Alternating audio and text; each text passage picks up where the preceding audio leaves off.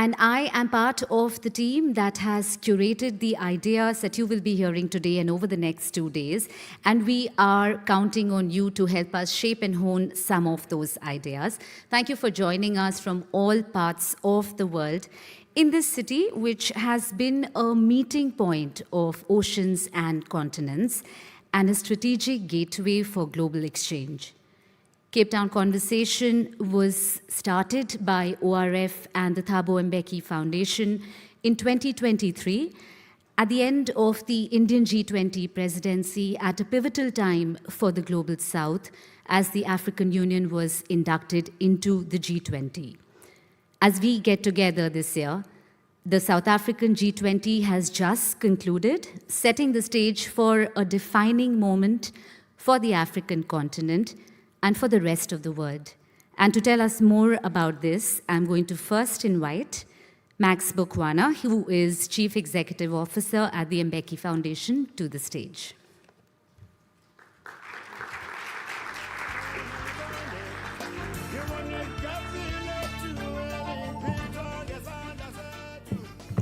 Thank you very much, Your Excellencies, distinguished guests, our partners who have made this event a possibility, friends, colleagues, ladies and gentlemen, welcome to the third installment of the Cape Town Conversations. We met few kilometers away from this place last year, and at that point we were joined by the most leaders of our government as we discussed various issues that should inform the African leg of the G20. And we vowed to gather again today to reflect on the year that was. And here we are to do just that. Indeed, many of you must have observed yesterday, just a short flight away in Johannesburg, the leaders of the world's largest economies concluding the G20 Leaders Summit. Leading up to that summit, the diplomatic headwinds were fierce, the geopolitical fissures were deep, and the skepticism was palpable. Many pundits predicted a stalemate. Some whispered that the center will not hold. Yet, under the wave of African spirit, grounded in the themes of solidarity, equality, and sustainability, we witness a triumph of diplomacy. Against the odds, a consensus was reached. The leaders' declaration was signed. It is a great showpiece, not just for Africa, but for the Global South and for the enduring spirit of multilateralism. It proved that even when the global order is fraying under the strain of intensifying conflicts marked by irrationality, dialogue remains our most potent weapon. However, a declaration is just a piece of paper with many promises, reassurances, undertakings, wishes, and I dare say dreams. The hard work, the work of turning shaky consensus under the weight of the US intransigence into concrete reality begin now. This room can shape how we think about turning those ideas into reality. For if we cannot afford to postpone for a day freeing our people from impoverishment and ignorance. The Thabo Mbeki Foundation remains steadfastly dedicated to multilateralism. We do not view it as an abstract concept, but as the only viable vehicle to foster global cooperation. In a world where trade wars, unsettled economies, climate change shocks intensifies, deepening levels of poverty, needless conflicts and wars, no nation can afford to stand alone.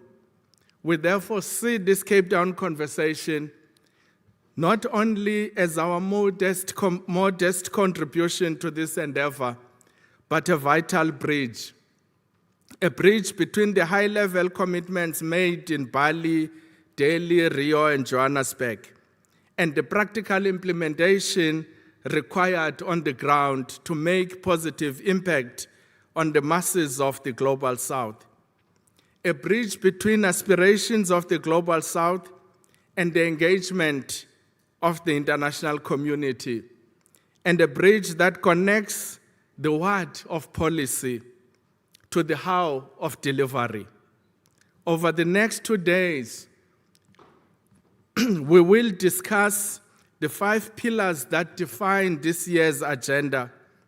The first of that pillar is Rails for New Globalization, building the infrastructure that makes global economy fairer and non-humiliating. The second pillar is the growth transition, balancing climate imperatives with the urgent need for industrialization and manufacturing, thus responding to the urgent crisis of hunger for jobs.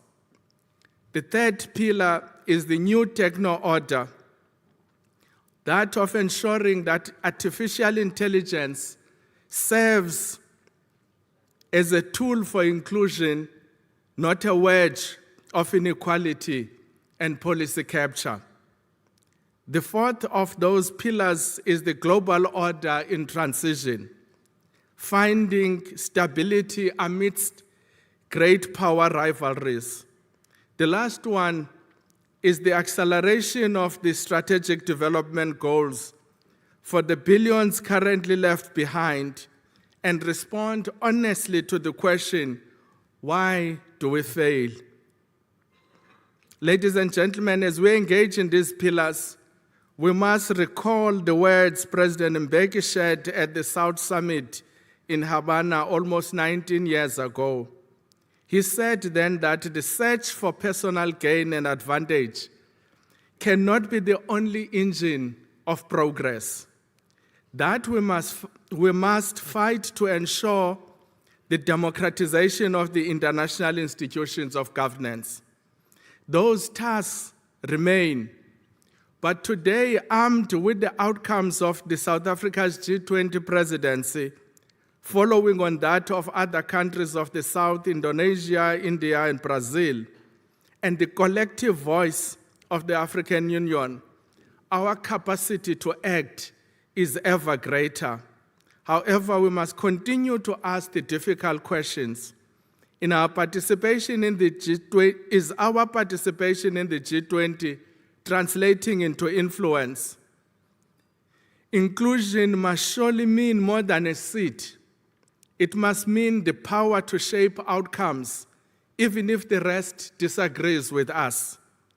Are we reshaping the financial architecture? We need blended finance and risk-sharing mechanisms to replace traditional and declining aid. This system must work for the billions of the people of the South, not just the few in the North. Are we actively shaping new tools of power as the Artificial Intelligence Impact Summit approaches in 2026? Are we going to be the makers and shapers of technology, or simply its consumers? We must advocate for inclusive policies that reflect the true interest of developing nations. We must ensure that emerging techno-order reflects our realities and that our critical minerals are harnessed to build local value, not just to feed the global supply chains. To this end, we must retain our sovereignty instead of being dictated to. In this regard, I must express my deepest appreciation to my dearest brother, Dr. Samir Saran, and his incredible team at Observer Research Foundation. These are the pioneers of this program. These are the people that for the past 3 years made it possible for us to be here. They made it possible for the ordinary intellectuals, academics, activists to be able to participate in these global discussions. So these pioneers in the Observer Research Foundation deserves all our support. My brother Samir, your team's steadfast commitment to working with the Thabo Mbeki Foundation has been nothing short of exemplary. Since we began 3 years ago, this journey under the Indian G20 presidency, you have walked this path with us shoulder to shoulder. The synergies that we have developed between our organizations is a living testament of South-South cooperation in action. We look forward to many future collaboration as we continue to renew and rebuild. Distinguished guests, the leaders in Johannesburg have done their part. They have cleared the political path. Now the baton passes to us, the thinkers, the captains of industry, the policymakers, and the civil society leaders. To use Mahatma Gandhi's words, the difference between what we do and what we are capable of doing will suffice to solve most of the world's problems.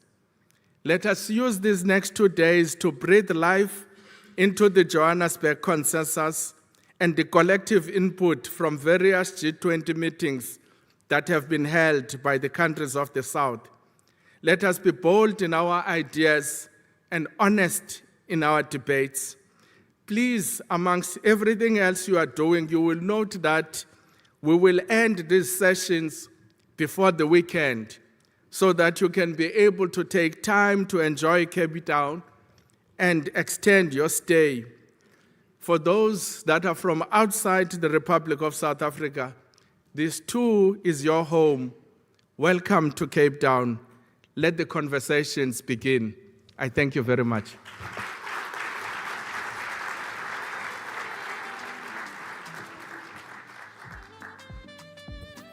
Thank you very much, Max. And also, we are very grateful to the Mbeki Foundation for this steadfast and enduring partnership.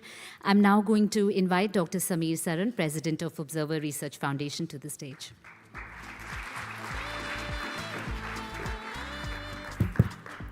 Thank you, Max, for making me feel mellow and nice.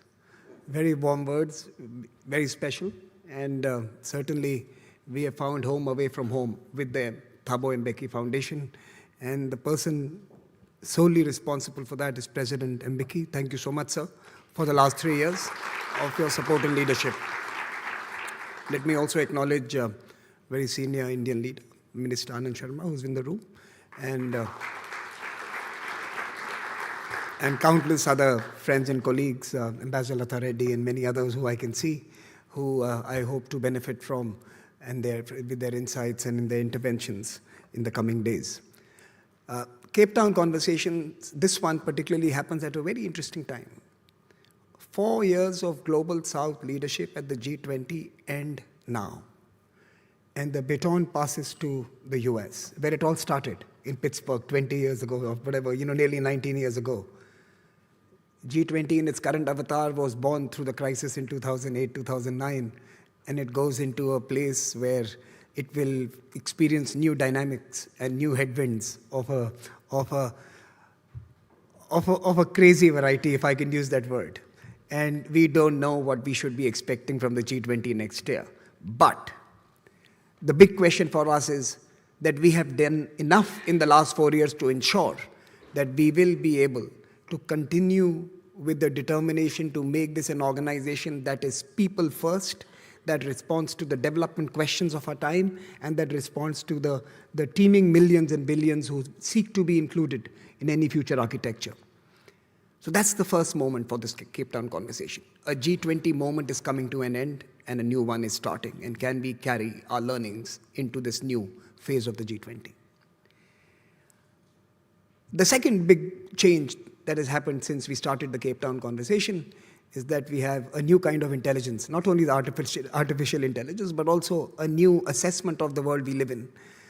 And those are being captured by what I would call three big conversations taking place at the same time.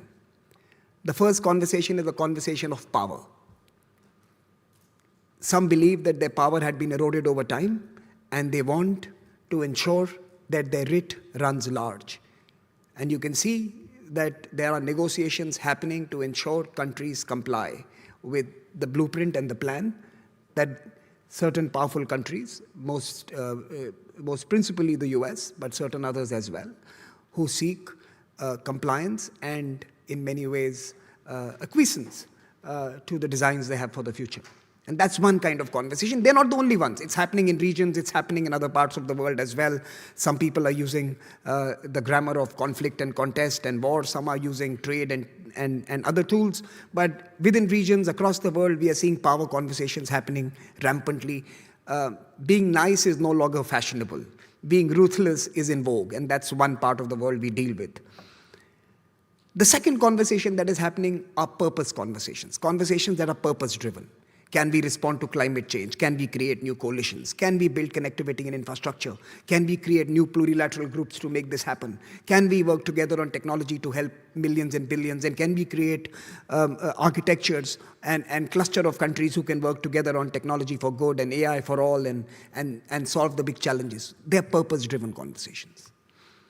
But the third most conversation that should be taking place, it's happening silently, not loudly enough, and we hope Cape Town Conversation becomes an arena for that, becomes the place and the venue for that, is the conversation based on principles. It's all good to say that the old order has come to an end, and it's all good to say that the new order is being constructed.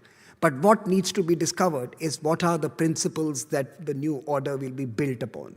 And I don't think there is any global consensus on what are those 4 or 5 or 6 principles that should build the new multilateralism of the 21st century, the new terms of trade, the new terms for peace, the new terms for economic growth, the new terms for our peace treaty with the planet. And I think those principles that will define the 21st century are yet to be discovered. We have destroyed the old without thinking about the design for the new. And that design for the new is going to come out of the conversations, hopefully some of which will be hosted at the Cape Town conversations at this particular conference. And finally, there is a new moment where for the first time we are seeing, because of the connectivity and digitalization and access to information, empowerment of the individual and therefore a primacy of the community that has taken place. It happened during the pandemic when communities started collaborating and supporting each other, and when the governments were locked down and global supply chains were locked down, it was the neighborhood stores and individuals on the streets who collected and responded to the challenges all of us are facing. Communities were born in the pandemic. Communities today are thriving online, are finding each other and are finding common purpose and principles and directions. And communities are meeting in rooms like these. The world of the future is not going to be written in Brussels, Beijing, or Washington, D.C. It's going to be written by communities holding the pen. Don't wait for someone else to come and describe the world of tomorrow. All of us in this room have to be the architects who will shape our future. And Cape Town Conversations is as good a place as any. In fact, perhaps the best place to do this. So I wish you all 3 great days of architecting the future, and thank you for joining us from 55 countries, 200 of you who have flown in. God bless you all, and I'm going to be meeting you all over the next 2 days. Thank you.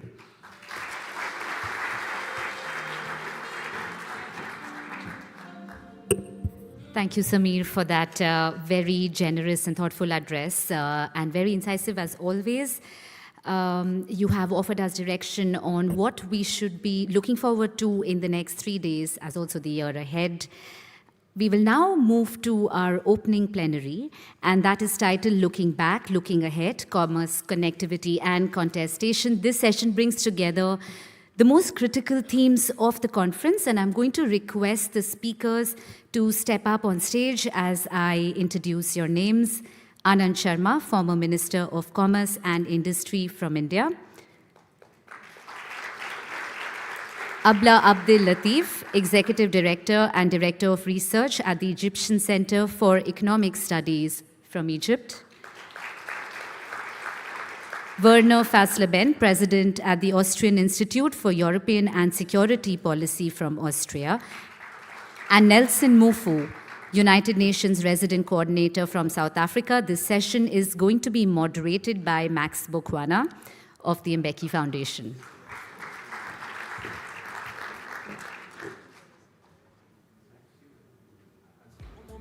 No do pass like this. So many things inside of my jeans. Slide down, DBTs.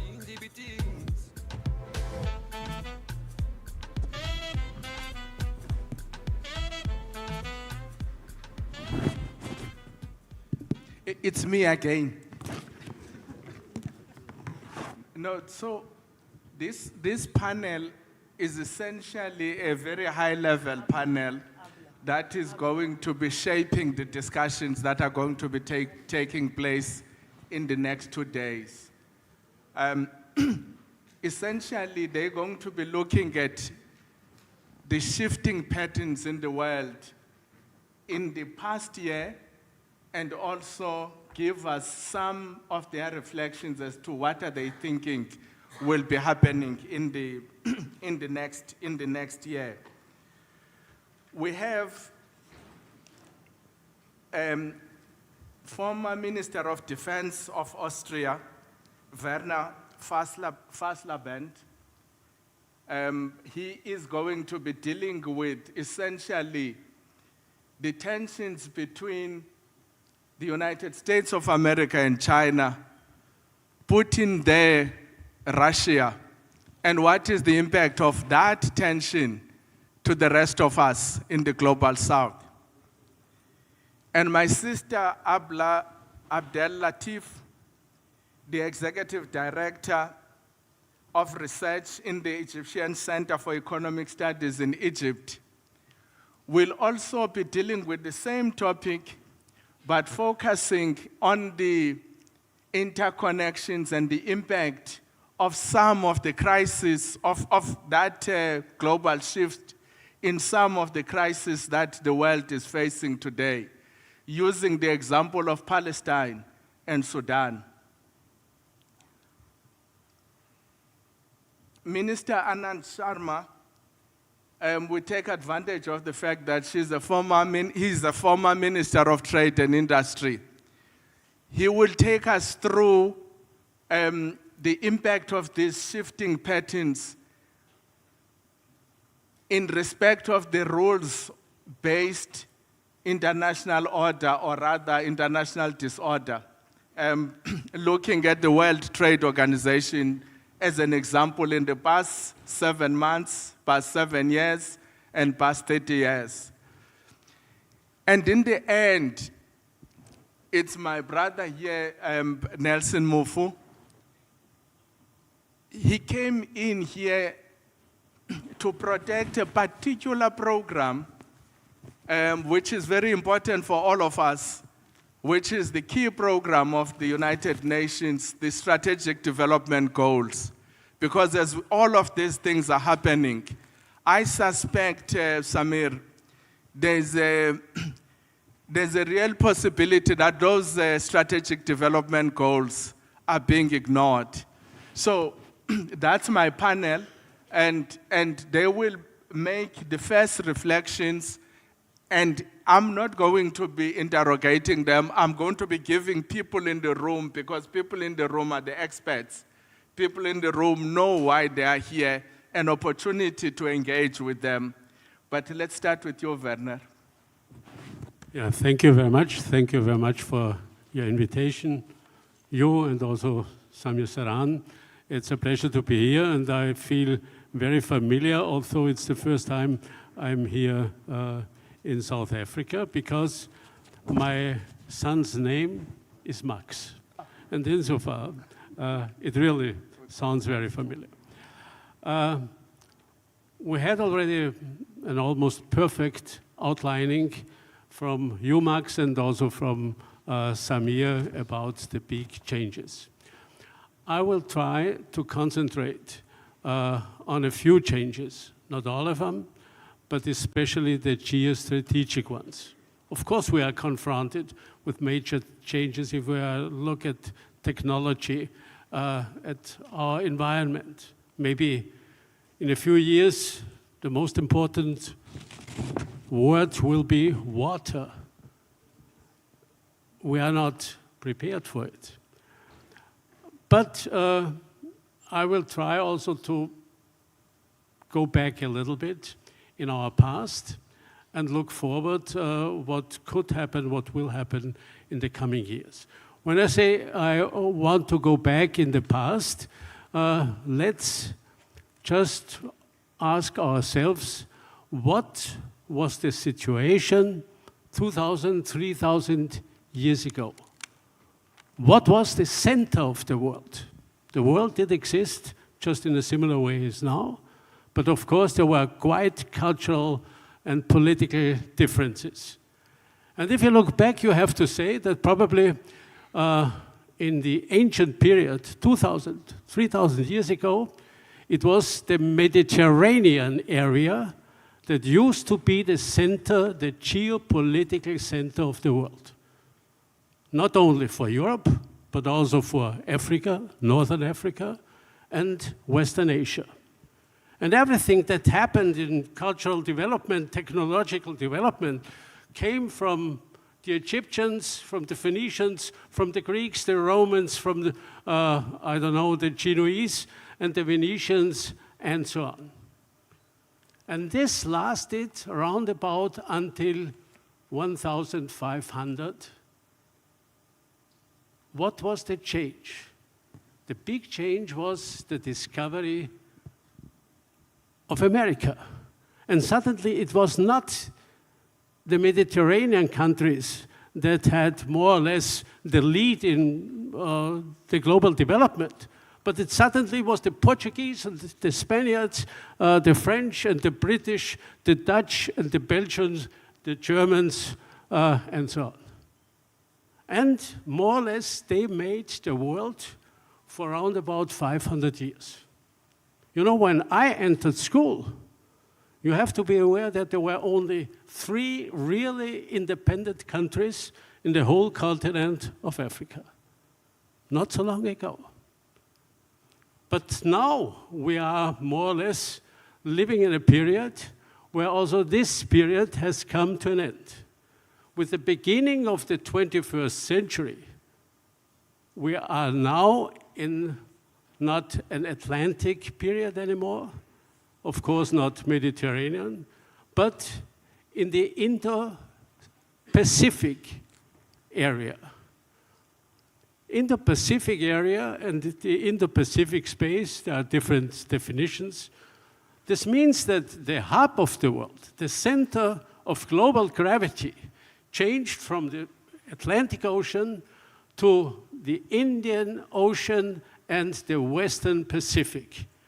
And this area comprises more or less the whole coast, the whole maritime coast of the Asian continent and also of the Eastern African side. It goes down the west to Australia, and more or less is in between, let me say, the Atlantic Ocean on the one hand and the Eastern Pacific at the other hand. What was the reason for this? The reason for this was, of course, not just one specific motivation or whatever, but it used to be the sum out of few developments. At the one hand, it certainly was the phenomenal rise of China. Nobody expected that it would be possible within a few years, a few decades, you know, to go from zero-sum up to the very top of the world. But it also was not only China, but the whole Eastern and South Southeastern Asian region. And then we had this demographic development. You know, when I started school, it also was quite interesting. Europe at this time had around about 3 times as many inhabitants as the whole African continent. Europe had round about double the population of India, not quite double of China. Now this is completely different. Of course, Africa has round about double the population of Europe, and also China and India do have more or less double of it. So far, things have changed quite a bit. And you have to be aware, it's not only this kind demographic change, but of course also economic change. At the same period, we had, you know, this enormous rise of the Gulf states, who became the investors. And now we have a picture where you could say China is the production line of the world, India has become the service center of the world, and the Gulf states, Saudi Arabia, have become the investors of the world. But still, of course, there are some others, like the Americans, that still are more or less to have the function of the bank of the world, and also to be the garrison of the world, because they have the military power. And there's also Russia, that has quite some military power still, although otherwise, of course, there also was quite some decline. And one of the reasons is also that, of course, Russia has really a vast territory, but only a little bit more than 140 million inhabitants. And of course, it's not so easy with, if you don't have the human sources, really to govern the world. And insofar, if we look at the situation now, of course, America is still number 1. China is number 2, competing very much. There is Russia still at the military side, but not a real factor against America or China. We have India, maybe a country that has the best potential for the future if it can live up with its development to the standards it is looking to. And we still have Europe, European Union, with almost 500 million people of inhabitants, very high level and also economic strength, but with a big handicap also. Out of this group of countries, it's the only one that is not a national state, but just a union, and therefore does not have a common foreign, a common security, or common defense policy. And insofar, the situation has changed quite a bit. And now we are in the situation that not only this pattern, the geostrategic situation has changed quite a bit, but also we are confronted with developments in politics that are quite different to what we have learned from the beginning. Suddenly, we have an American president who does not care about democracy, about free markets, or a rule-based order. We do have a Chinese president who just loses his foreign minister or his defense minister or a dozen of generals within a week. No question about it. We do have a Russian president who is fighting against his immediate neighbor and so on. And we are obviously on the way, you know, from a rule-based order to a new imperial age where the strength is the decisive factor, if we allow it. And this will be the big question. This will be the big question. And what I can say from my own experience now, of course, this situation has surprised us in many respects. But at the other hand, you can see, you know, Europe is going to make its independent way from the Americans. Not completely, but a big, big step just by its experiences since Donald Trump overtook the presidency. We also can see, that, okay, not only India is setting new initiatives, but also other countries out of the G20, as you mentioned already, whether this is Brazil or South Africa and others. And insofar, the world is not shaped completely up to now. And we will be responsible whether we will have a rule-based order in the future. And this is the most important thing.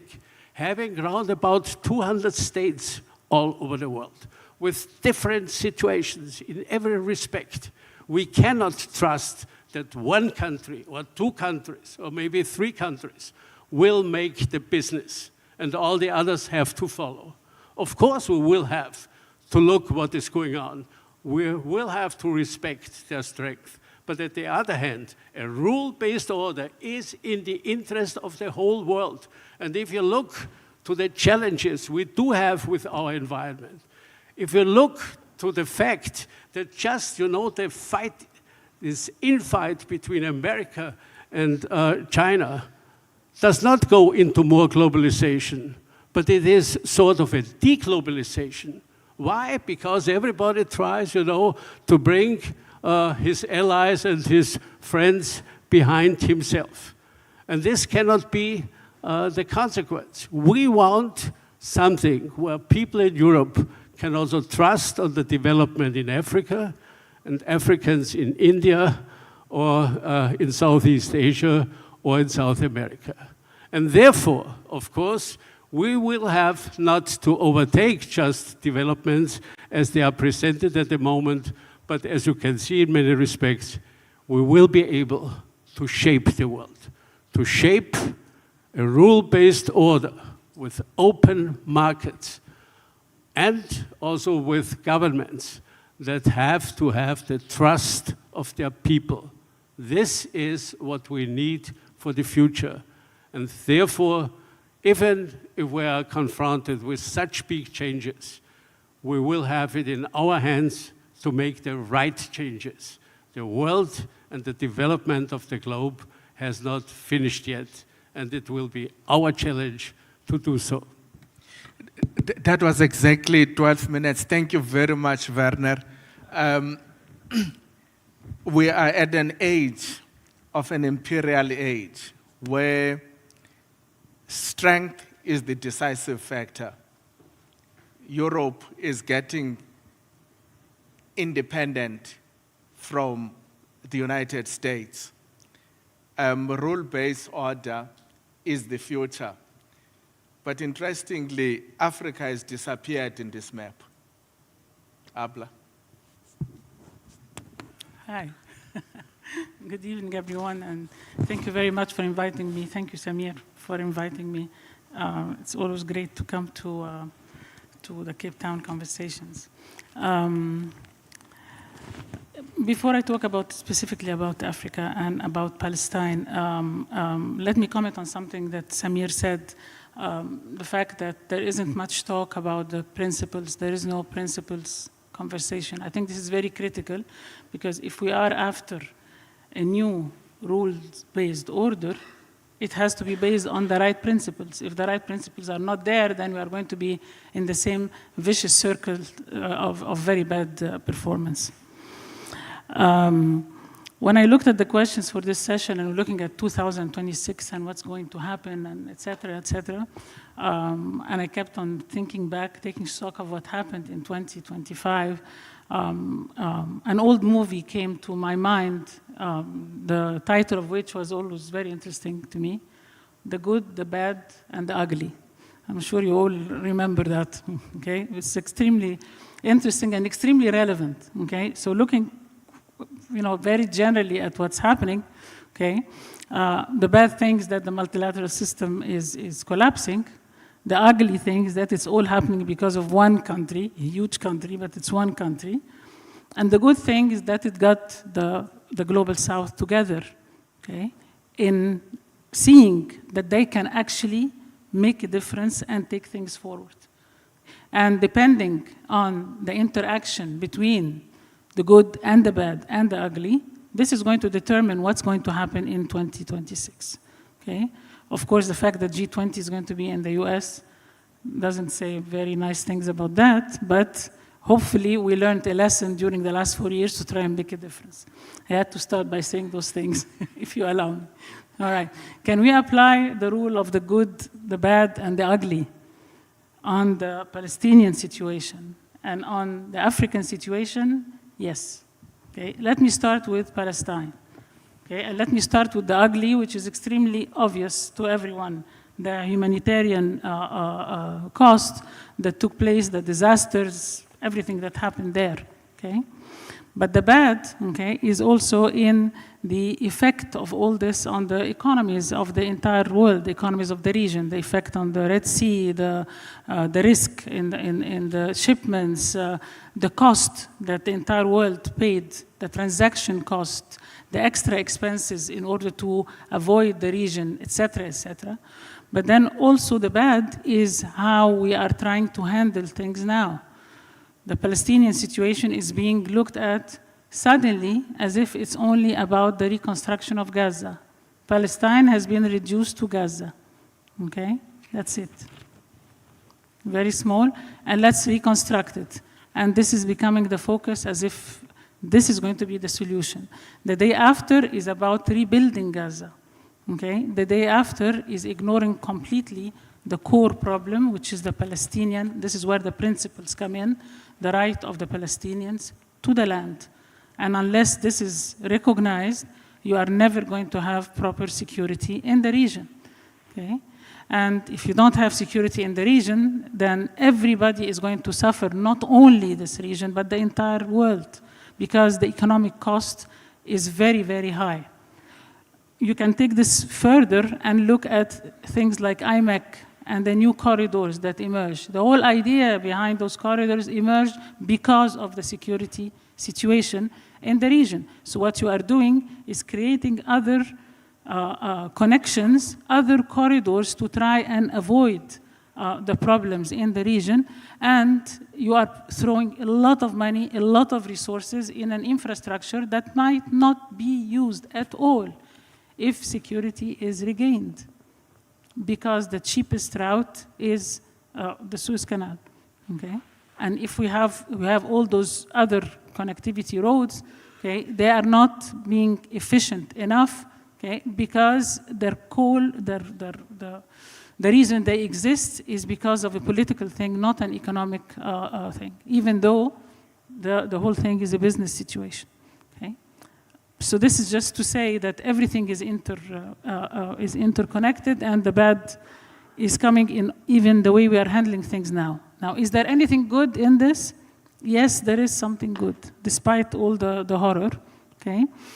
The awareness that what is happening in this region is not just a fight between Israel and Hamas, okay? It's actually a lot more than that. Israel is being recognized by the world, okay, as being of high danger on the sovereignty of the entire region. Another thing that emerged, but it's not seen by many people, the Gulf countries have always been looked at as being isolated islands of stability that have nothing to do with the mess that's happening in the region. But what happened proved that they are also not intact. And from the depth of that crisis, this brought about a level of solidarity and need to look at their security and at their economic situation on their own and not only rely on the outside. You see this happening with Turkey, Egypt, and Saudi to a large extent. So this recognition, okay, is an end of the old narrative and hopefully a new one where these countries collaborate better. Now, how much of this is going to actually happen? Again, how strong the good is versus the bad versus the ugly. On Sudan, Sudan is a very, very, very sad case. And the ugliest part about it is that it's ignored by the world. It's not being looked at all. Okay? Millions and millions of people in Sudan are being displaced. It's a horrible war that is being described incorrectly as being a domestic war, okay, between the army and those rapid forces, when actually it's a regional problem, it's regional instability. There is a lot of interference by external forces, external countries, okay? And the situation is not resolved, and all the bad policies, again, is being looked at as if it's a domestic situation, okay? Is there something good about it? Okay. Again, can you get anything that's good here? What's happening in Sudan is a model for the exploitation of Africa that is actually taking place, has taken place forever, and is continuing to take place. Okay? The exploitation and the rivalries between countries as they interfere in Africa, going after their own interest. Okay? So hopefully Africa is going to wake up. I hope that Africa wakes up and watches and sees the level of exploitation for its resources that's taking place. All the talks about connectivity and about new corridors that are being talked about, they're all after, okay, the extraction of the minerals in Africa. And the African Union, even though it does have a place in the G20, this place is nothing but a voice, but it's not a terribly effective one yet, and will not be so unless there is a secretariat that represents the entire continent, not only the president of the AU being a representative, and when he's changed, all the topics that are being discussed are also changed. So the AU needs to be a powerful player in the G20 if anything is going to happen. And what's happening in Sudan, okay, is an example for how when Africa is not united and tries to pull its forces together, okay, it will be the field for rivalries and fights between different countries and exploitation. One of the strongest statements that I heard in Cairo Forum, which is a conference I had in Cairo recently, was by actually an African brother, and he said, the world right now is in a feast. There is a huge table, everybody has a seat, and Africa is the menu, okay? So hopefully Africa is not going to be the menu. Thank you. Just before we pass that, in your analogies of the good, the bad, and the ugly, the 17th of November resolution 2803 on Gaza to implement Trump's peace plan, where do you locate well, that Trump resolution? is a problem. Trump is the problem. Trump's support for Israel is the problem. Again, it's very easy to see the rhetoric in the whole thing. Trump's plan is to have a Riviera in Gaza, not to have Gaza of the people or Palestine of the people. And so any move in the right direction of having peace is good, but I don't see, okay, at all, until now, a recognition of Palestine as a country, okay, as it should be. You cannot even be talking about reconstruction of Palestine when you do not have a proper Palestinian state. They're going to live there. So how is it going to look like? So Trump's plan is simply supporting what Israel is continuing to do and will continue to be the case until the Arabs get together, okay, and understand that their interests and their safety is in their own hands. And they cannot wait and should not wait for outsiders to do it. And that includes the Gulf countries. So that's part of the 13 members of that were sitting in the Security Council that didn't oppose this Trump plan, have they become a problem? No, and then opposing the plan, but doing what? Okay, you can't just oppose the plan. You need to have another suggestion. You need to encourage the Palestine to have its own voice. They have to choose who is to lead them, etc., etc., etc. I think all the solutions will need to come from the global south, wherever, in each and every area, it has to come from them. And unless they put themselves together, okay, and raise their voice and have solutions and have practical solutions on the ground, nothing is going to happen. It's going to be only rhetoric. Africa is always talking about getting together and not being exploited and respecting the rights of their youth, etc. But they're not doing anything about it, and they are not united, and that's the problem. Okay, all of this is on the ugly side. Minister, from the Gaza as the graveyard of international law, we are sitting with the possibility of WTO being a graveyard of international trade rules. Thank you, Max. At the outset, I would like to thank the Thabo Mbeki Foundation and the ORF for convening this year's conversations soon after a very important summit of G20 countries in Johannesburg. It's not a question merely of the WTO as an organization. In my mind, and a view shared by many, we are looking at what we had gained, the efforts that were made, institutions that were built in the last 78 years when it comes to creating a global architecture which had sovereign equality, justice, and democracy as the foundational principles. What we are seeing today is the unraveling, a very sustained systemic assault coming from the preeminent military and economic power.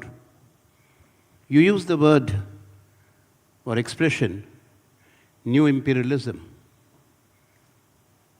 Well, when we look at what has happened since the World War II, those powers which were victors, responsible for anchoring a new global architecture, which in any case was asymmetrical, unequal, and less than fair, if not unfair, especially to the countries of the global south, or the developing countries, or the countries which were for long subjugated, exploited, robbed of their resources, where people were brutally suppressed, and the emergence of these countries after the World War as sovereign, independent nations. It's interesting and ironic that what has happened in the last 8 months is undoing or dismantling the gains of almost 8 decades. WTO is not just an organization. It was meant to be an integral part of a rule-based order. Why? Because the countries of the North, the countries which are still a club of G7, or the countries which were colonizing powers, were forced by the voices of the people of Asia, Africa, Latin America to create new rules for access to markets, sharing of resources, sharing of technologies. Let's not forget that what we are witnessing today coming out of America is blatant illegality. Why I say so? First, the GATT, General Agreement on Tariff and Trade, 1947. Both GATT 1 and GATT 2. 8 rounds of world's negotiations, as President Mbeki would recall. The Uruguay round concluding it. 30 years exactly after the WTO was established. At least creating an institution which provided a fair opportunity or platform to the countries which we now say, and rightly so, as the global south, not only to fight for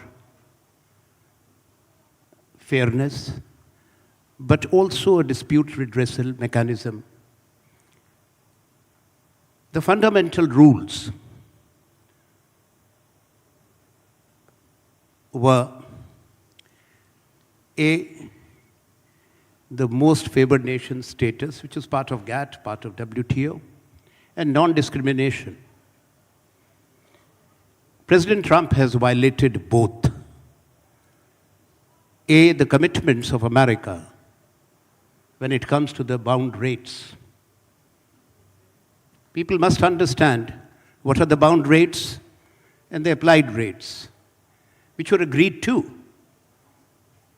No country, to my best of my understanding, though we demanded, have stuck to the bound rates.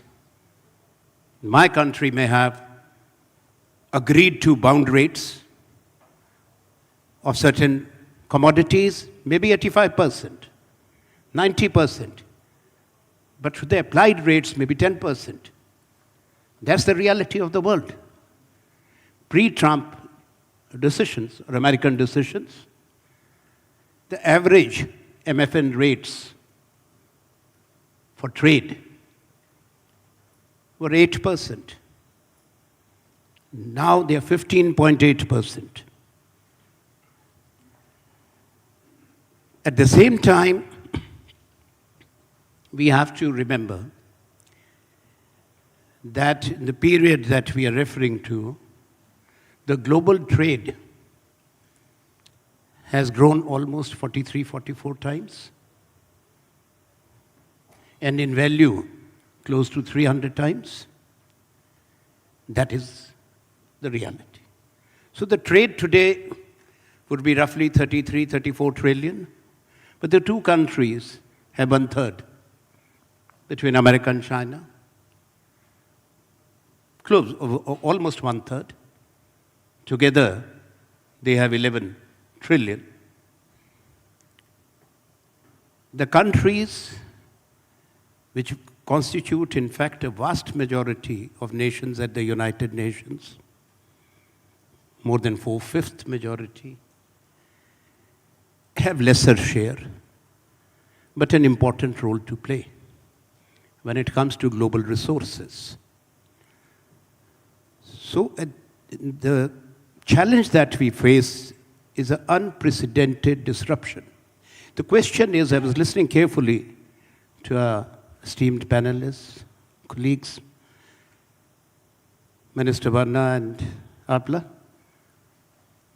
It would be a mistake which we'll be making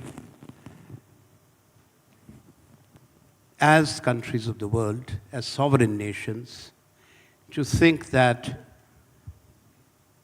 there is a dominant sovereign nation which undermines and insults the sovereignty of other nations. That will not happen. Second, on unipolarity. This was said also in 1990s, after the end of Cold War, the fall of Berlin Wall. Many of us said that it is a transient phase of unipolarity. The world got carried away. Much was said. The end of the world. You remember? But the world as such is multipolar, interconnected, interdependent. There are continents which may be poor because we have a disproportionate share or burden of poverty.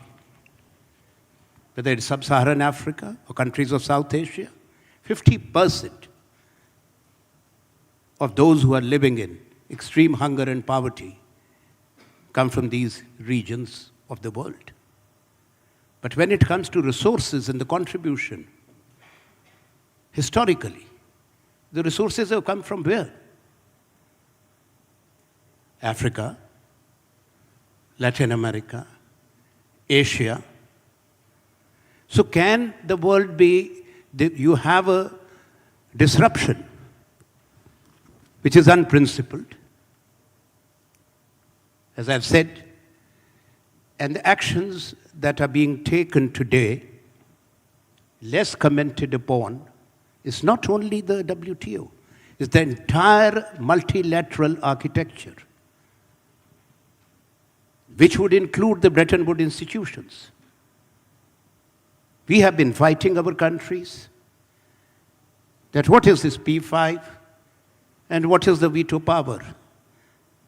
Can there be decisions made about all of us, particularly countries of Africa, 54 countries, countries like Brazil, India, without us? So we do not have any organization today which can be called representative. It's not only trade. No organization, I'm talking of United Nations, sadly, which can take decisions, pass resolutions, which are thrown in the dustbin. Are we forgetting what we have seen in the last 2 years? Our sister here was referring about Palestine. Question is, on these issues, many of us, belong to a generation which came out of activism. We saw struggles. The voices were different. Today, the question which comes to my mind, has the world lost its conscience, its soul? That what were the gains? As we are talking here, the last 4 summits of G20 on the trot. G20 did not emerge from a vacuum. Nobody can say stay away from it or belittle it.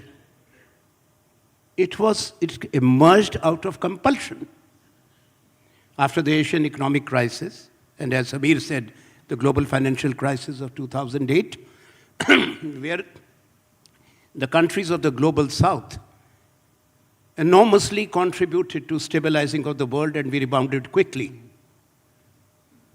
So it's not a question of the will. So I'll only say that any new order, first of all, we must try to fight, to preserve. Because after the South African G20 presidency, Indonesia, India, Brazil, and now South Africa, it will be moving to the other extreme of global north. We know, I have no hesitation to say, why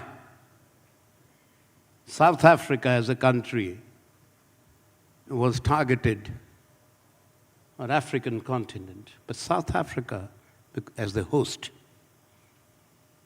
Why? A country which is most powerful, which has bigger responsibility to honor, uphold, and defend the world order, allowed to dismantle. And the question is not a riddle. It's the sheer arrogance. And my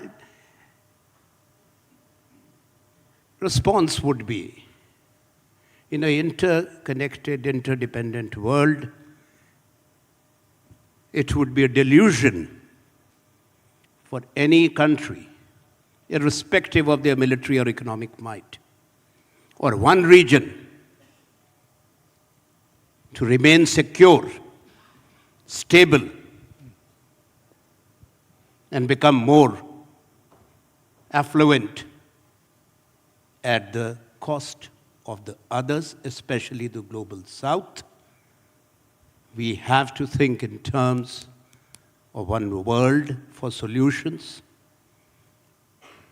So as I agree with what Samir said, conversations based on principles and a world which can sustain and survive and not see more suffering, more killing, more poverty, but the sharing of resources, sharing of technologies, transfer of technologies, especially by those who have been, without any doubt, guilty of historical injustices. I just want you to end there so that Sure. you don't cover everything that they might want to ask. Nelson, whilst we're looking at the world described in the fashion that they are describing, us in the global south and in Africa in particular, we're still waiting for the end of poverty, for the end of hunger, for clean water, for energy.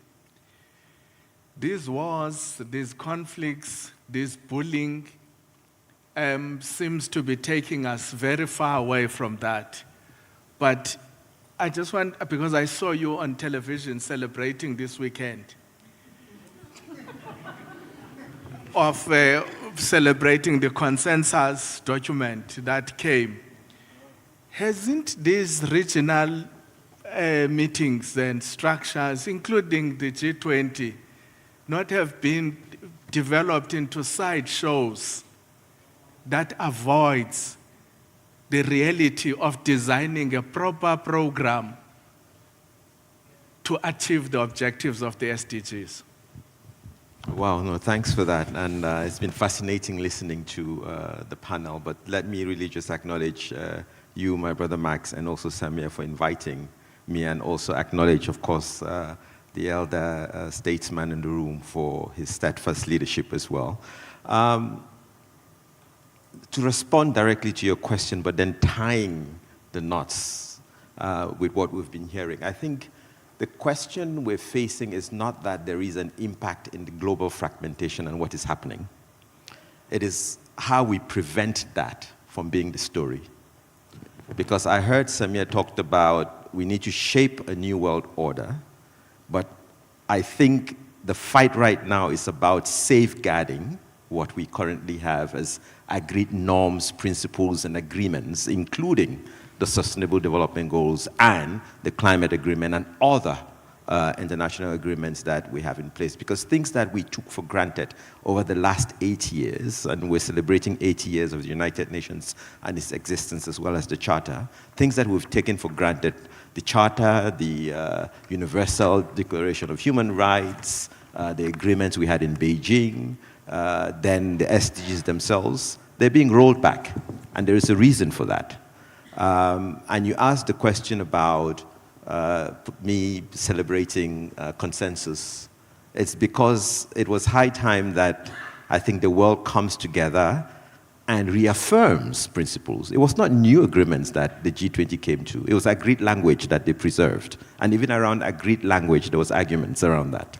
So I think just we're in this dystopian world where we're celebrating the fact that we are reaffirming what we had agreed already. And I think that's number one we need to look at. But it is a reality we're facing.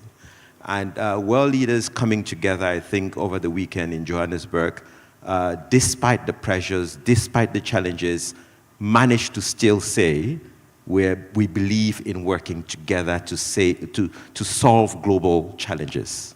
And I think the SDGs, the Sustainable Development Goals, are really an encapsulation of the global problems we're facing, right?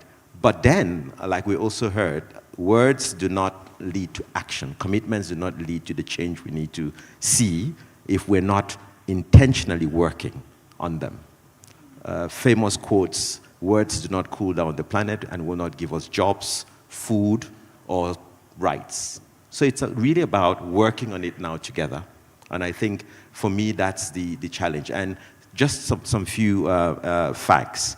With regards to the Sustainable Development Goals, a global stock take was taken this year by the Secretary General. And sadly, we're off track between now and 2030. And essentially because of what we've heard. The geopolitical fragmentation, the pressures, the trade wars, the conflicts, the pandemic that happened as well. And so we're only 35% of the targets that can be measured that are being achieved so far. About half of the targets, about 50%, making very slow marginal progress. And we have 18% of targets regressing. So that tells you we're not in a good place. And it's essentially because of what we've heard about right now.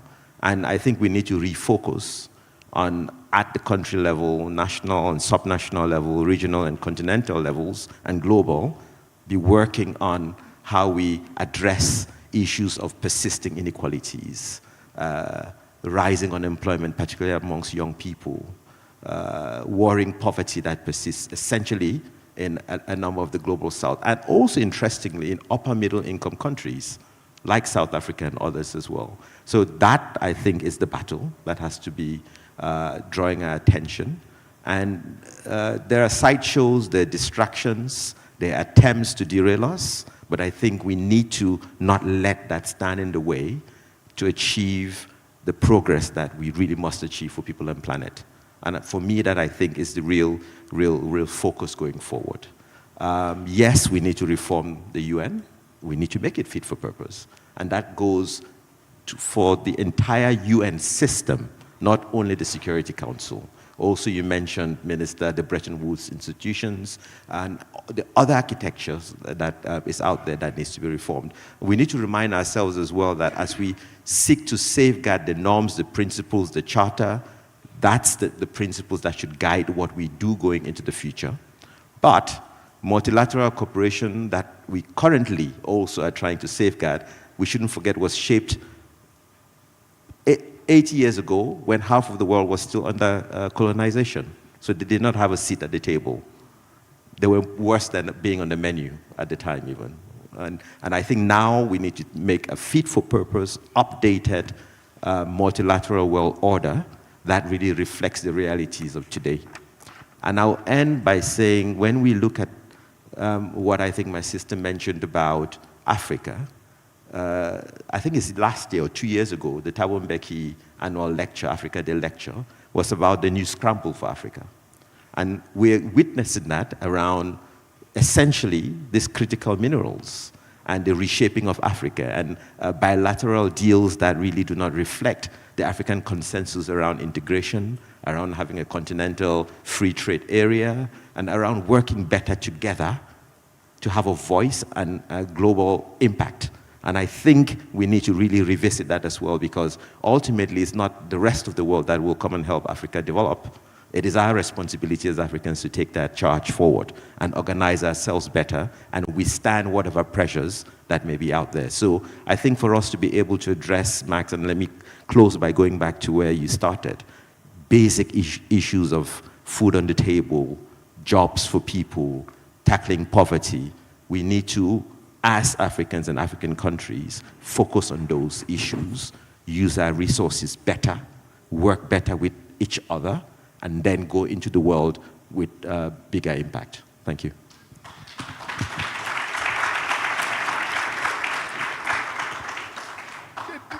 Those hands are a bit cold for this wonderful team. Can we do that again? No, but thank you very much. Colleagues, this is a feast prepared for all of you. So you are invited to join in it. Sunaina, the program director, has done something. She has switched off the watches. So we have no time measures because the clock is off. I'm not sure how long we're going to take, but I'm going to take first 5 questions, short comments, no speeches. Thank you, Max, for a wonderful thing. I'm Pranjal Sharma from India. I am also a non-resident fellow with ORF for Middle East. You know, in the whole fog of wars, the trade wars and the real wars, we've forgotten something very basic, the industrial collapse of Europe. For the first time in 30 years, car making in Germany is at the lowest point. Europe-Africa relationship is actually at the core of what we are trying to talk about. Europe likes to build dependencies. For example, Africa still buys 35 billion, 40 billion worth of food from Europe, which is criminal if you ask me. So in a time when the industrial collapse of Europe is taking place, there is dependencies on food of Africa. There's CFA franc, which is controlling the monetary union of more than 14 countries. How do we rebuild? I believe that the collapse of Europe is an opportunity for Global South, especially Africa. Can we build on that? Without Europe becoming weak, I don't think Africa can rise, because that's a core relationship that we tend to ignore when we look at, all other key players in the world. Thank you. Just for good order, if you need to ask questions, just stand on a queue next to the mic. We'll go to that side. Thank you very much. I have a short comment. It was said that we need to shape our world. Who are you? Václav Lukovic. I come from Europe. I have Polish and German. I am in the medical industry. And I have to say, as it was said, we need to shape the world order. I would like to address Werner Fassleben, who said that, the world was European, it was Mediterranean. I think it is a little bit ironic as we stand here in Africa, as we talk about the Global South, as we talk about the G20, and actually the world wasn't European. We need to leave this paradigm that is Eurocentric if we want to shape the future. 2,000 years ago, we had the San Dynasty, we had the Han Dynasty, we had a lot of Indian dynasties, which unfortunately I cannot pronounce, but I know they were very sophisticated. We had Mayan dynasties, we had the Ghana dynasty. So please, I think part of the problem is that we were too Eurocentric. And while we shouldn't look back, we must look forward, but let us get away from this Eurocentric approach, because in many cases it's wrong. Thank you. Werner, I suggest you don't contest that. This is cradle of humanity. Hi, my name is Dominique. I'm from Ivory Coast. I would like first to thank the panelists, and particularly Sami and ORF, for bringing us together. And for Excellency Thabo Mbeki, special thanks, because I remember I was that young, in my 20s. But I would like to thank you for your efforts for the peace in Ivory Coast around 2010. Thanks for that. I have a question and a point of view that I would like to share with you guys. The question is, and let me go straight to the point, it's about the purpose, as Sami said. We are investing in nuclear weapon and all those things that are made and built to kill and destroy. I would like to ask, what is the real purpose of doing this? Because I really doubt any country in this world will wake up a morning and decide to throw a nuclear bomb into another country. I really doubt, unless we can discuss that. I have no problem. And then the point that I would like to mention is when I look at my Africa and what is happening at the moment, I again think that we are doing the wrong fight, because we are trying to protect what we do not have. We are protecting barriers that we even never drew. It's been drawn not with our contribution. Secondly, we are protecting our economy. We do not have any structured economy. I think we should definitely be open, more inclusive, share knowledge, share experience. And to finish, I would like to take the example of the BRICS, because yes, we talk about United Nations, that's a very large group. We break it down to African Union. What is the support of this organization to African countries when there is a real problem in a certain country? if I go down to the BRICS, which is a shorter, smaller group, but in diverse continent, how it is for a student in Egypt to have access to opportunities in Brazil, for example. How it is for Russia, for Russians, to move to China. How do we collaborate even within those small groups that we are creating? Is it not just for fun, or they exist for a real purpose? And if yes, I would like to hear about this purpose. Thank you. Thank you.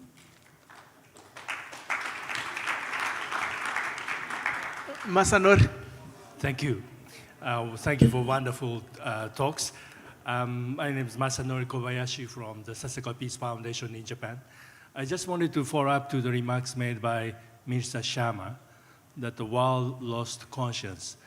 I think this is one of the very powerful message, and we saw that we believed in people's conscience to build equitable, prosperous world. But people easily use pandemic and the climate change as an easy excuse for our failure. Why did we fail to live up to the people's expectations, and why did we lose conscience? Why did we lose the people believing in conscience to work together to build the world that we would like to have? And I just wanted to get a little more elaboration from you. I came back from Brazil attending climate change talks. We saw another big backlash, G20 meeting taking place here without an important player. Who do we have to believe to build a collective conscience that we really need to build the world we would like to have? Thank you. Thanks. I think, can we take this round of questions? I'm not sure if you want to take it like an auction, or you want me to distribute the questions. You want an auction? Okay, you can start. I can start just because I was holding the mic. And just a general reflection as well. We're meeting now when EU, Africa heads of states are gathering in Luanda and also meeting to talk about partnerships. And to the point about codependencies, I think that really needs to be something we take seriously. What types of partnerships are we entering into going forward? Ones that respect each other and are mutually beneficial, or one that is exploitative and really persists. There's this notion of one part of the world is there to provide for the other. And I think that's something that really needs to happen. And I go again to the point I made earlier about the fact that it is our responsibility and the responsibility of leaders of the global south to come to the table being clear about what is it that they want to take out of these conversations. And so it's not for someone else to rebalance the notion of a Eurocentric world. It's for us to be able to address that as well. But the main point I wanted to address was one around the cost of spending on wars and militarization versus that of spending on development. And in a recent UN report, it shows that if current trends persist, we are probably going to have about $6.6 trillion being spent a year by 2035 on the military, when the gap to finance the SDGs, which is currently at $4 trillion annually, could increase to $6.4 trillion. So it tells you about misplaced priorities, and to the point about who should have a conscience and what we need to be spending our money on.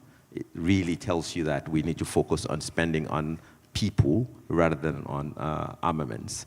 And just to give you a sense of what I'm referring to, just with $93 billion, which is 4% of military spending, we could end global hunger.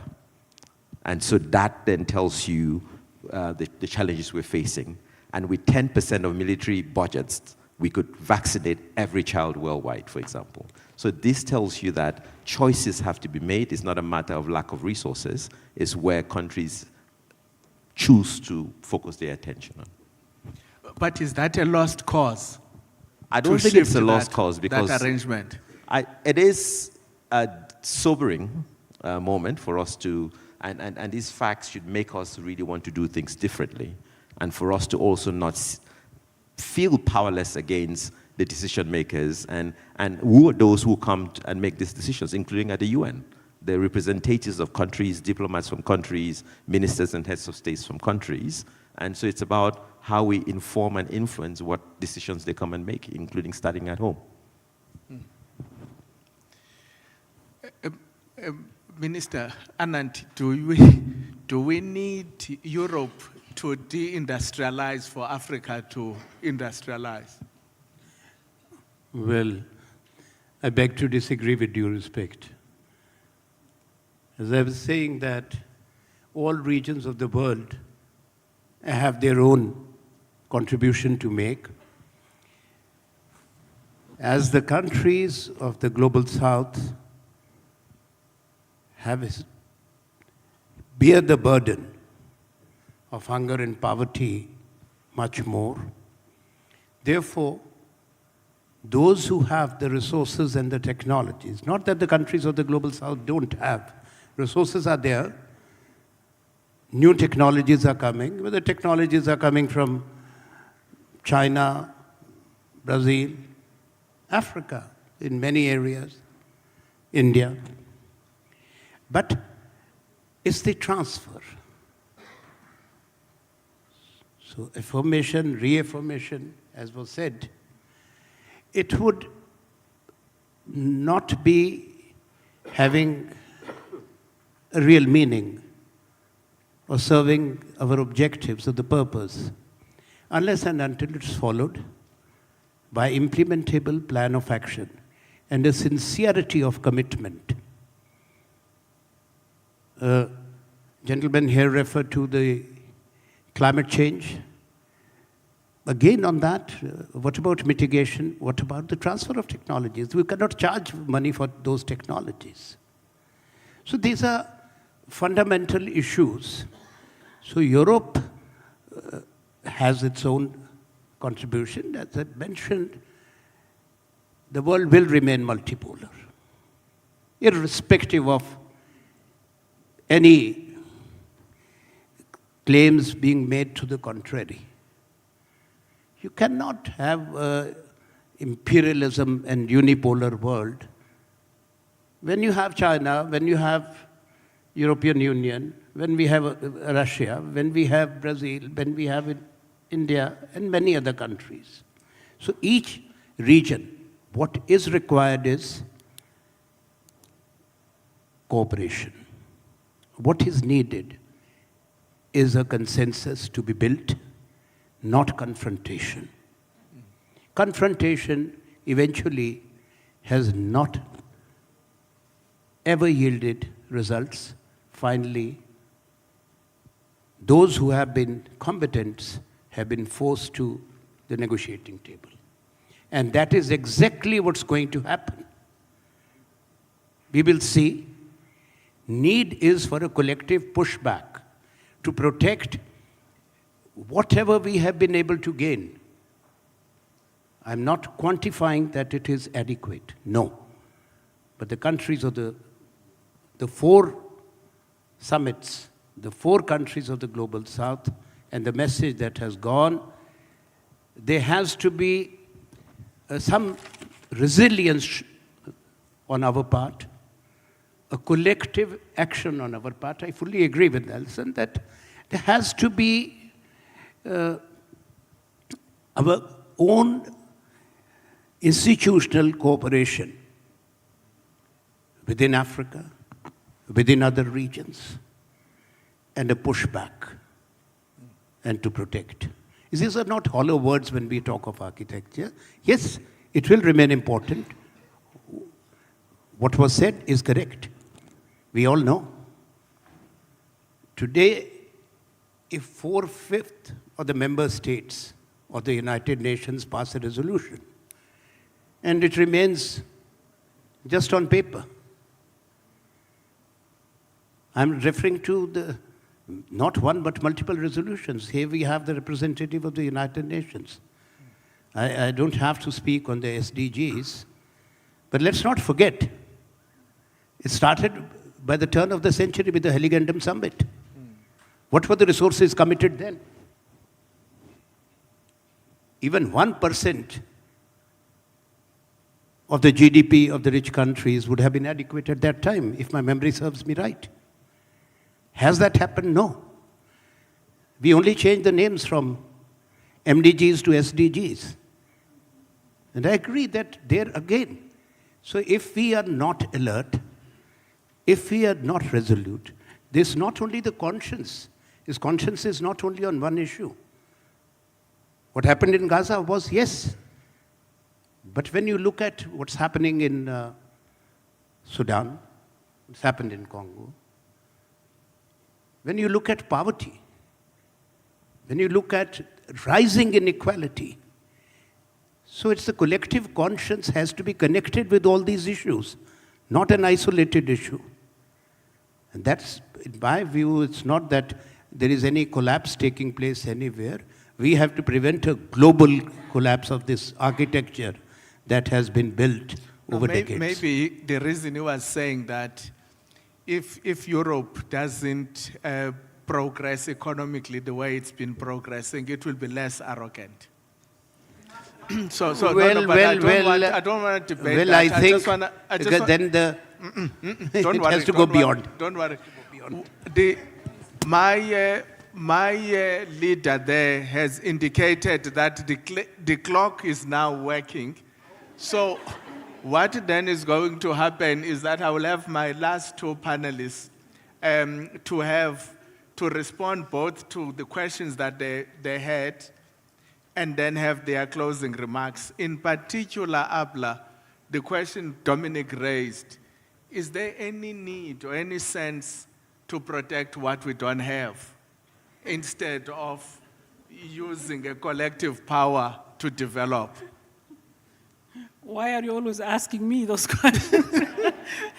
No, but let me say something first, very important. Europe does not need to be weak for Africa to benefit. This is not actually correct. Okay, there is a product cycle. It moves from one country to the other depending on the availability of the resources, the technology, to what extent the technology is available for everybody. The African countries simply need to grab the opportunity. Okay, Europe shouldn't be so arrogant. This is again a very big statement. Okay, I think the problem is more on our side. The bigger problem, okay, is very simply the fact that we have an economic order that is not suitable for what we are now. We have a box, and we are trying to fit in this box an Indian elephant. Okay. All right, it doesn't fit, okay? And that's why the superpowers had the chance to ignore their conscience and ignore the needs of their people and have things calculated differently. This is really the core of the problem. There is no shortage of resources, I agree completely. Actually, the world is extremely rich, but there is a problem in dividing those resources. And they will remain so as long as the voice of the South is weak, okay? And voice of the South is not just a voice. It's voice, reform, empowerment of youth, institutional capacity building, fixing themselves and standing strong to the world. Then they will get the right and things are going to be fixed. Thank you very much. Werner? Yeah. I want you not to respond to Vladislav. I think I have to. I have to say, first of all, when I mentioned that in history, of course, the culture started with Egypt and the Phoenicians, they certainly were not Europeans' power, but Egypt is situated in Africa, as I know, the oldest history. And so you could go on. Of course, it is difficult when you go back 3,000 years to be just to everybody and also to mention everybody. But what certainly is a truth is that in the last 500 years, the Europeans did dominate the world. And I'm always sure also that it is necessary to speak out the truth. Okay, and when we do it, we also have to say European industry is in a rather difficult situation now. It is stagnation, but certainly far away from a collapse. I guess that most regions of the world would like to have such an industrial collapse, as you mentioned, in Europe now. I mean, when you have just 1% of growth, this is not very much. But at the same time, the Americans have a little bit more than 2. And look at China, what the problems are over there, even if they have 5% of growth. Insofar, it's always necessary to be realistic.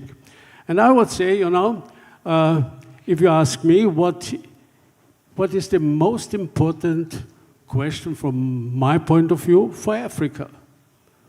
Africa has 17% of the world's population, but only 4% of the trade volume and 2% of the production, the world industrial production volume. Okay, so the most important question is, how can you change these relations? Your big advantage for the future will be that you have 30% of the most important minerals of the world, and that you will have the youngest workforce of the world, and insofar also human capabilities for the future. So far, why don't people not invest? I used to work also before I became a minister 20 years in private industry. And let me tell you, every private man only will invest if he has a fair chance to get his money back. What you need is safety, security, and at the other hand also a calculable situation. Why or what do you need, as far as I see it in Africa, is safety. Are you sure? This is something nobody can bring you from outside. This is what you will have to provide yourself, with a few exceptions. Sudan, this would be, as far as I see it, a task for the community of states, you know, to end the war and not to deliver further armament to any of the parties. Okay, this is one thing. And the other one is education. Of course, you have to prepare your young people. You have the biggest human force. Prepare them in order to overtake jobs. This is the most important thing. If you do it, you will be successful. And I think, you know, and maybe this is the last remark I would like to make. Samir Saran said, it's the principles we have to look at. And I agree absolutely. And I would add one more word. The principles and effective structures in order to execute the principles and to safeguard the principles, because otherwise you will not be able to introduce them. And insofar, I think, you know, that situation for Africa is absolutely not negative. If you look forward, if you look at the workforce, if you look at the talents you do have on the continent, if you give them, if you can provide them a minimum on really good education and also make them ambitious, then you will succeed. Thank you very much, Werner. The future will not just happen. We must make it happen. We must shape it. I think Africa's time has come to move away from the margins, to sit at the center of global conversation and provide direction. I think our success will be based on our agency, our cooperation, and our connectivity. To my esteemed panelists, thank you very much for this discussion. With powers vested in me, I'm making them available during dinner to be engaged on individual basis. Sunaina, I hand over back to you. Thank you very much.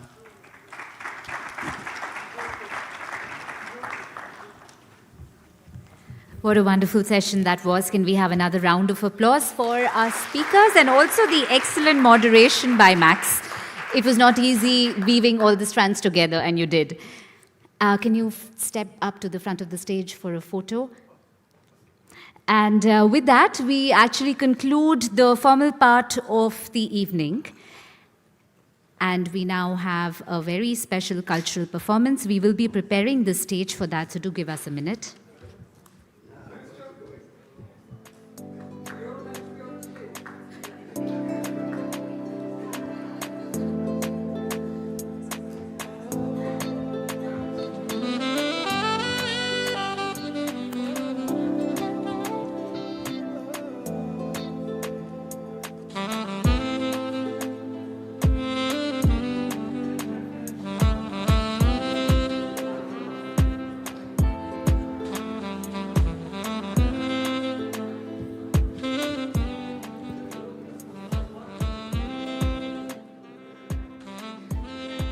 Okay, so for the next part of the evening, I'm going to ask Pindley Novo, who is the events lead at the